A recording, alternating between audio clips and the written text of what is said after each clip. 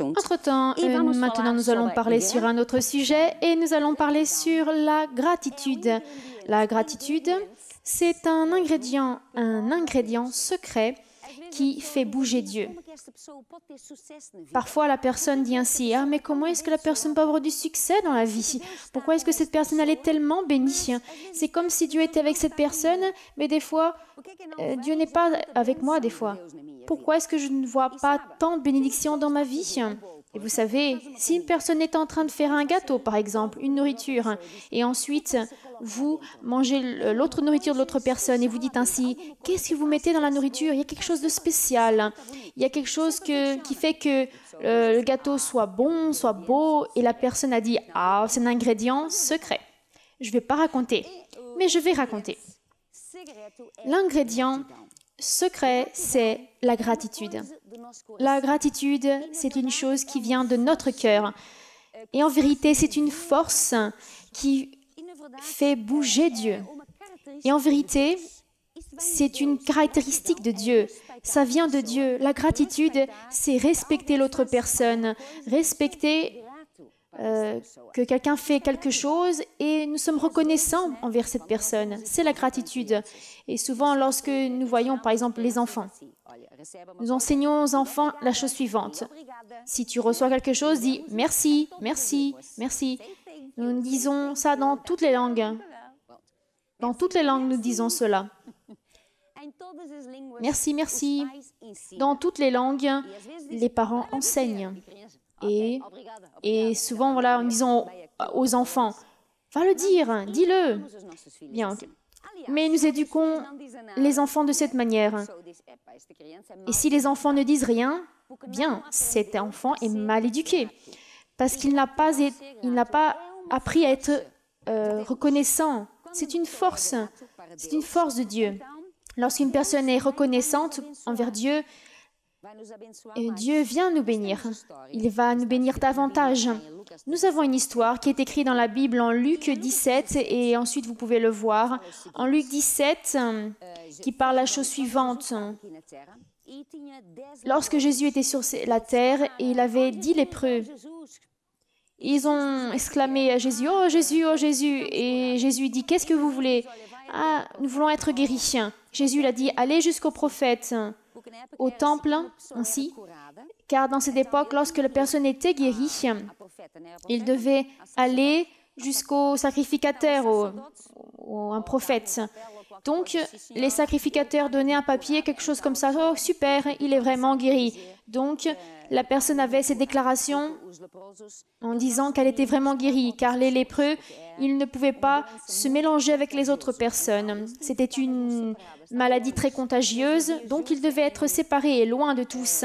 Ils vivaient ensemble, ainsi loin des personnes.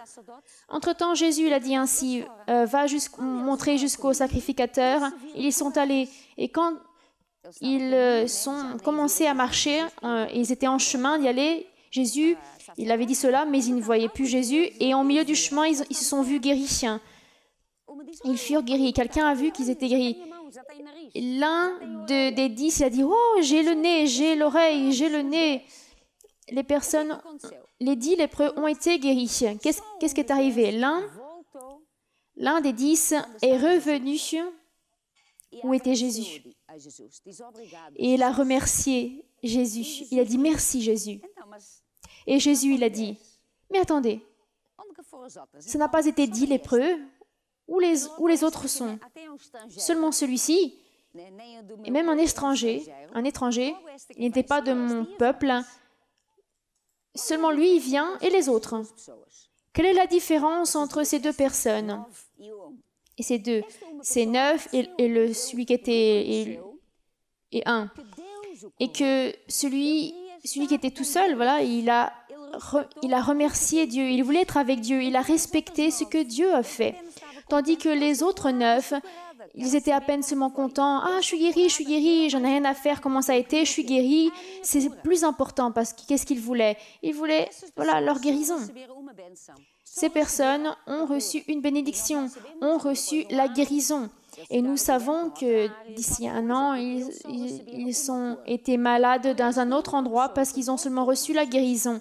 Bien, l'unique personne qui est revenue vers Jésus et il a remercié Dieu, il a été content. Et en vérité, j'ai la certitude que Dieu lui a donné plus de choses. Ta foi t'a sauvé. Cette personne a été sauvée, a été bénie. Elle n'a pas reçu une bénédiction, mais elle a été bénie. Et lorsque la personne regarde l'histoire, ça paraît égal. Mais pourquoi est-ce que l'un a été béni bien plus qu'une autre, plus que l'autre? Pourquoi? Parce qu'elle avait la gratitude dans son cœur. Elle était reconnaissante. Et c'est une chose qui est dans notre cœur. Ce n'est pas une chose extérieure. C'est une chose dont je vais prendre la décision. C'est volontaire, on va dire. Lorsque nous sommes enfants, nos parents nous obligent à dire merci. Dis cela à la personne. Pourquoi? Pour que nous puissions enseigner et éduquer à nos enfants que c'est important d'avoir la gratitude, que ce soit un cadeau, que ce soit un gâteau, quoi que ce soit que puisse être, nous devons être être reconnaissants. Nous ne devons pas être ainsi, j'ai reçu une glace, j'ai reçu une glace, j'ai reçu une glace. Non, non, nous devons remercier à cette personne qui nous a offert cette chose. Et c'est ce que nous éduquons et nous inculquons à nos enfants. Et c'est ainsi que nous éduquons nos enfants. L'enfant, elle ne sait pas, mais elle va apprendre. Et avec le temps, elle va reconnaître. Elle va reconnaître que quelqu'un lui donne une chose. Je dois dire quelque chose, merci, parce que la personne reconnaît que cette personne n'avait pas besoin de donner cela. Mais la personne a donné parce qu'elle a voulu le donner. Et Jésus a guéri les 10 lépreux parce qu'il a voulu. Ils ne le méritaient pas. Ils n'ont rien fait pour être guéris. Ça a été une faveur que Jésus a fait. Ça a été un cadeau, nous allons dire. Et donc, nous devons être reconnaissants et reconnaître qui nous donne la bénédiction, qui nous guérit et qui nous libère, qui fait tous ces genres de choses. Nous devons avoir cette attitude. Et ça a tout à voir avec notre caractère, car nous apprenons quand nous sommes enfants. Mais la personne, après, plus grand, elle a beaucoup plus de choses dans la vie et elle prend les choses pour garantie et elle devient une personne qui n'est pas reconnaissante, qui est ingrat. Elle a un emploi, une famille, une voiture, mais elle ne veut pas savoir des autres. J'ai cette voiture, j'ai cette maison, j'ai besoin d'avoir davantage. La voiture, elle est bonne, mais je veux celui du dernier modèle. J'ai un téléphone, mais maintenant je veux celui qui est sorti là, il y a peu. Tout ce qu'il a, mais je veux avoir une meilleure chose, je veux une autre chose. Donc, la personne a un manque de gratitude. Et des fois, ça arrive avec nous que nous oublions les bénédictions que Dieu nous a données. Quelle a été la chose la plus importante que Dieu nous a donnée? Ça a été le salut. Mais combien de personnes remercient Dieu pour leur salut? Tandis que tout le monde est malade, tout le monde va dire ainsi, « Oh Dieu, guéris-moi! Oh Dieu, j'ai besoin d'argent! Oh Dieu, j'ai besoin d'un emploi! Oh Dieu, j'ai besoin d'un mari! Oh Dieu, j'ai besoin d'être enceinte! Oh Dieu, j'ai besoin de tout cela! » Mais combien de personnes remercient Dieu pour leur salut? Peut-être au tout début, mais en vérité, c'est la chose la plus grande que Jésus a fait pour nous. Il est venu sur cette terre, il est mort et il a pris sur lui nos péchés. Il nous a délivrés.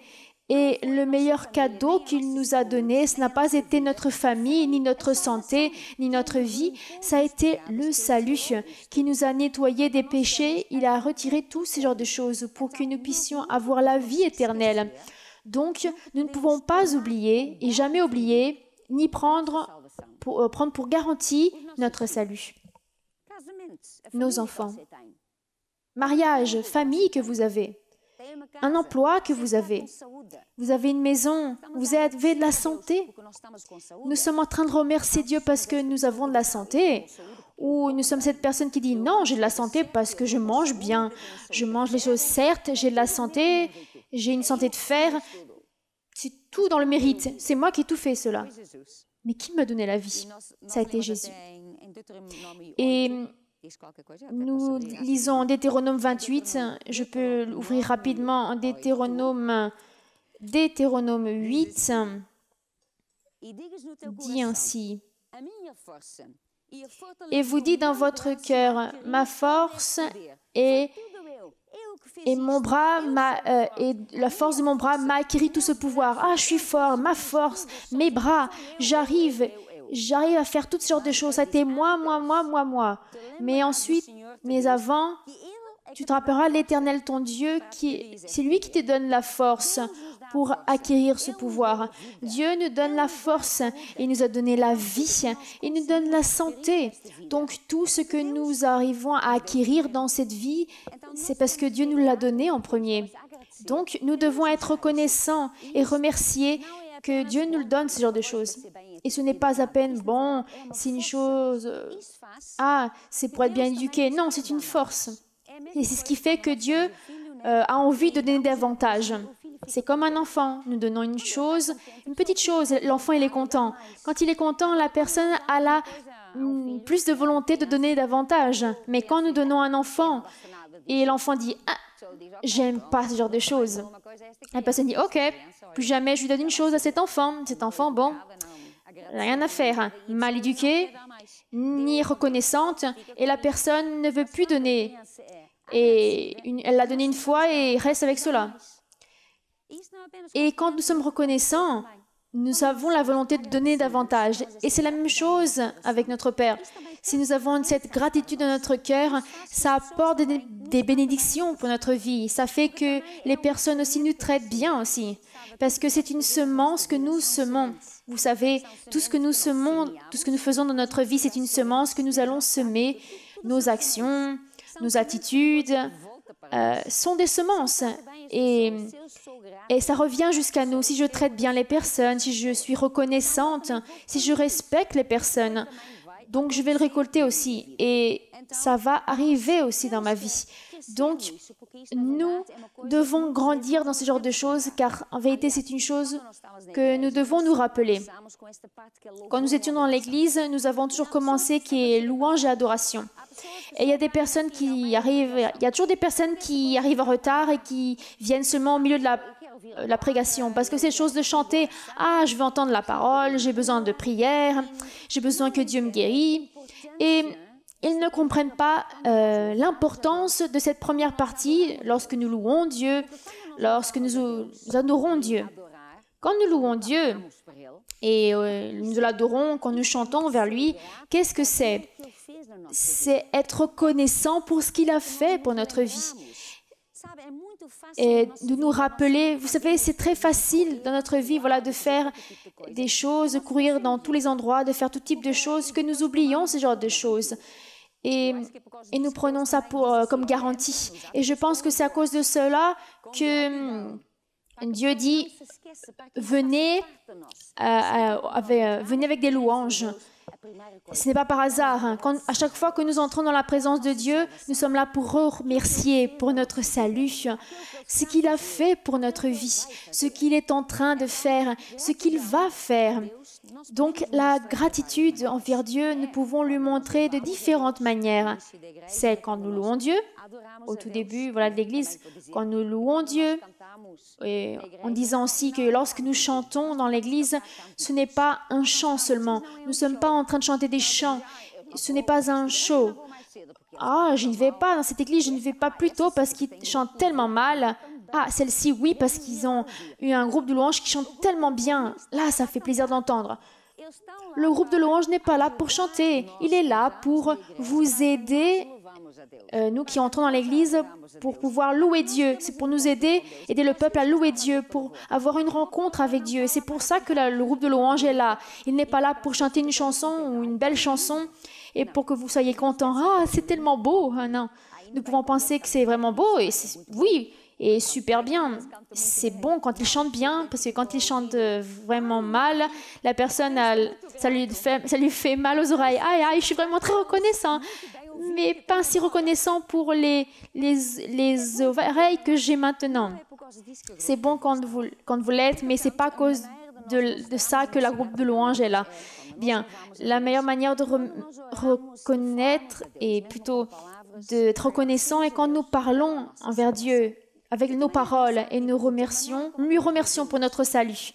Notre attitude dont nous vivons, Ça doit être un style de vie, une manière que nous sommes en train de vivre, car en vérité, c'est une chose qui vient de Dieu.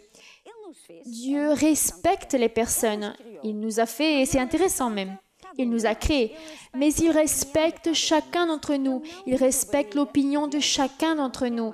Il ne va pas nous obliger à faire quelque chose. Il ne veut pas des marionnettes. Il a voulu des enfants.